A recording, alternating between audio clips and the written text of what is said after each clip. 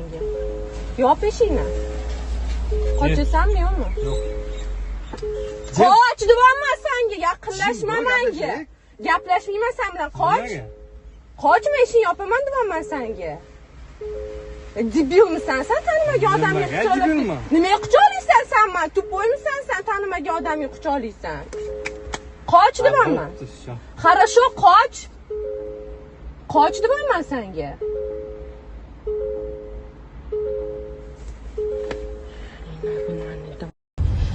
2 soat deganda 102 keldi. Meni oldimga 2 soat deganda. Men hozir aytibman, men eshik uyimni tagida poylab turgan ekan bu bola. Ertaga uyimni eshigini ham taqillatib kirib kelib nimadir qilib ketsa 2 soatda kelasizlar desam, "Mandamay" deydi. Mandamay bu siz oldingizga uyingizga kelayotgan bo'lsa, "Aman sizlardan yordam so'rayapman. Nimaga kech keldinglar? Men hozir nimadir qilib qo'yganda-chi bu bola" desam, "Men hozir oldim sizni zayavkangizni. Chiroyli gaplashavering" deydi. Nimaga 102 degilar unaqa muomala qilishyapti? Men ulardan yordam so'rayapman-ku, agar menga nimadir bo'lganda-chi. 2 soat ketmadi mana shu bola, oxiri chiqib ketgandan keyin 15 minutdan keyin militsiya kelyapti. Undan yordam so'ragandan ko'ra o'zim hal qilsam bo'lar-ekan. 102 ga nima uchun telefon qilinadi yoki men adashdimmi 102 ga telefon qilib? Yoki men ulardan yordam so'rashim kerak emasmidi? O'zim hal qilishim kerakmidi? Bu bolani kim deb so'rayotganlar uchun men oldimga kelgan bolani men tanimayman bu bolani. Bir marta Samarqand darvozida ham salondan chiqayotganimda mashinamni eshigini tagiga kelgan. Men yaxshi gaplashganman. "Assalomu alaykum, yaxshimisiz?"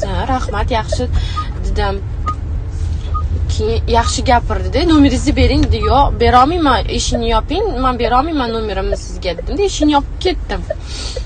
Bugun uydan tushsam, eshigimni parkovkani mashinamni yonida bitta boshqa mashina turibdi. Bizda o'zi 4 ta mashina bor-da, o'zi qo'shnilarniki, begona mashinalar turmaydi.